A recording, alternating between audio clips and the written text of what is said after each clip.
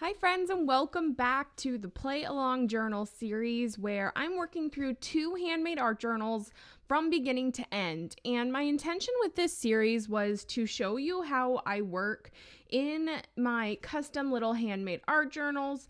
And a lot of times these pages already have embellishments on them, whether it be flip outs or pockets, different things like that. And so taking what's already on this page, whatever that may be, as inspiration for your art journal spread. And so I'm showing you in 2 different journals that essentially have the same layout to start with, and then we take those and then just see where the inspiration strikes for that page. If you're curious with how I make these journals, I encourage you to get on the wait list for my BB Art Journals Masterclass. It's going to be released later this year in 2023, and I show you everything. We're in the beta run right now, and I have to say, I think it's going really, really well, and people are loving what I am teaching so far. So it's not just making the journal, but it's all of the pieces and all of the components that go into the journal. The hand stitched covers, all of the fun papers, the added embellishments, everything. So that link is going to be in the comments below if you're curious about that. So I'm starting off this page and I added a few collage elements to start. So I have this craft paper here that has a 1-inch grid on it. I really like the paper. So it's actually from some wrapping paper, but it's a really nice quality wrapping paper. But the other side, you could see at the beginning, actually has a print on it. So I just used the side that I like for this. So I added a little bit of white gesso in, and with a dry brush, I like the effect that it creates and kind of blurring those edges a little bit of where I collaged that down. I am trimming these collage pieces flush with the outside of this page, but I don't always do that. So that is definitely not a necessary step. A lot of times I actually like my pieces to kind of hang over the sides or kind of test the boundaries of what an art journal page actually is. So instead of sticking within the boundaries, thinking about ways that we can go beyond the confines of the page. I'm adding in a bit of acrylic paint here, and I love this color always. And so this is actually in a heavy body from Liquitex, and I just added that in with my finger. Sometimes that's the best approach. I don't always like to see brush strokes in whatever I'm doing. And so your finger is a great way to really get in there and smudge things in and kind of manipulate it however you're wishing to. If you're curious about any of the supplies that I use, I try to list those in the description below with direct links. If I miss something, just let me know and I'll be happy to find that for you. I used my Stabilo all and I used it dry and marked on the page, and then with a damp paintbrush I come back in and kind of move that pigment around, kind of blur things out and smudge it around. I really like that you can bring the pigment from its original place onto a different part of the page and almost get like a little ghost imprint there. I'm adding in a little bit more washi tape, a few more details.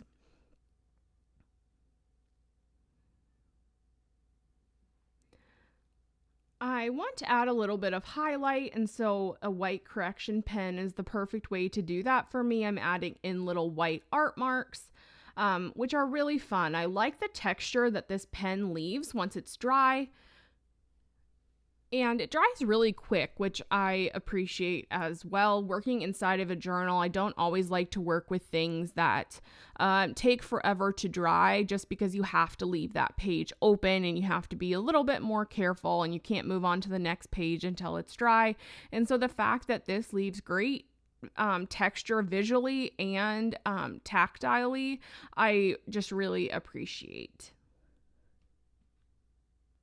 Just a few finishing touches here, and that finishes up my first spread in this mustard play along journal.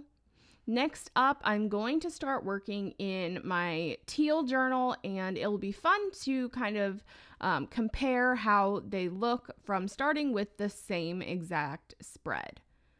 All right, so here I go in the teal journal, and when I first looked at this page, I was kind of in the mood to do something in regards to like a color swatching. Now, I'm not like technically swatching these colors and mixing or anything like that, but I just want the overall appearance as if I was doing some swatches, or like this was torn off from a swatch sheet that I had done. And so then I actually just pulled this scrap that I'm doing it on. I think it was from some jelly plate printing. And instead of just doing it, like on a plain white paper, I thought it would be fun to have a little bit of color going on behind it. And so this little scrap was perfect. I just chose 3 different paints that I liked and swatched those on the page to give me a nice, like, inspirational base to start. So with this little swatch here, I had in my head that it'd be really fun to do some sort of almost like a collage cluster on this side over here. And I like that it's on that black background, and so that it's going to stick out. I just want to see what that's going to look like kind of in place before I make the decision. And I'm trying to decide what kind of elements I want to add on to this piece. I have these little strips that I had pre-cut for something else and then not ended up using all of them. And they're from some water activated tape that then I had done designs on and then trimmed into these small pieces. So I'm trying to see here if there's going to be some way that I can incorporate those pieces. I added a little scrap piece of fabric. And now with some thread, it's actually like the little pieces of thread that you would pull out of your fabric if you're wanting to like fray the edges. And it's from some hand dyed fabric that I made. And so the color is really fun. It's not super uniform like other threads would be. It's kind of scraggly, and I really like the look of it. And so I wanted to use it in some way. So I'm just kind of stitching on these pieces. I'm actually not doing any stitching through the paper itself, like those little scrap pieces. And so I'm not puncturing holes in that way. I was just kind of going over, above, and below them to kind of give it the effect that I'm stitching them into place. And now I'm going to do some stitching below those strips as well, just to kind of carry it on and give some continuity throughout the piece. I'm liking how this is looking as like a little collage cluster here. Trying to decide how much stitching I do, and on this one I made the deliberate choice to do my knots on the front side, so you're actually going to see all of those scraggly bits of that thread, which I really like. It just adds the texture. A lot of times, typically you would tie your knots for your thread in the back, but you can actually make it part of a design choice, especially if you kind of like that scraggly look and wanting just to bring a little bit more whimsy, I think, into your art journaling. So I took some white gesso with my finger and applied it onto the page. I might have been a little bit heavy-handed, but that's okay. The right side of the page is actually going to be mostly covered by the cluster. And you may be wondering why I'm even bothering to do anything. Like, as you can see, I put the cluster back on and it kind of covers that area. And I don't mind that though. Like, I want something going on underneath. I don't want this to feel like it was just kind of stuck on as an afterthought. And I like the idea of making this page a little bit more interactive and keeping it's not like a true flip out here, but I'm not tacking it down really like harshly on all of the sides so that it doesn't move at all. I'm okay with it moving some. I think in fact, some of those scribbles I had done on the right side of the paper, I thought would show more, and I just didn't have the spacing quite right. But I like the idea of that artwork kind of bleeding through from underneath and showing on that black side of the piece of paper as well.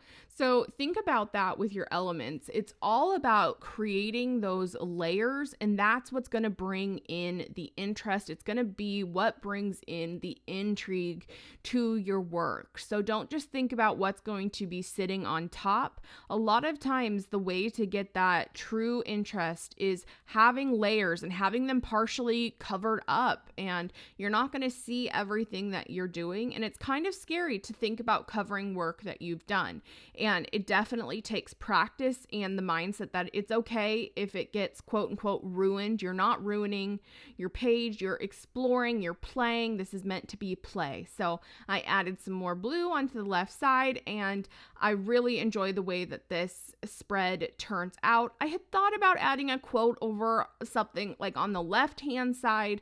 I decided just to add in some white art marks. I'm trying to be more okay with leaving my pages a little bit simpler. I wouldn't say this is a simple page, but the old me would have for sure added something more on that left side. I hope that you guys loved watching today, and I hope to see you next time.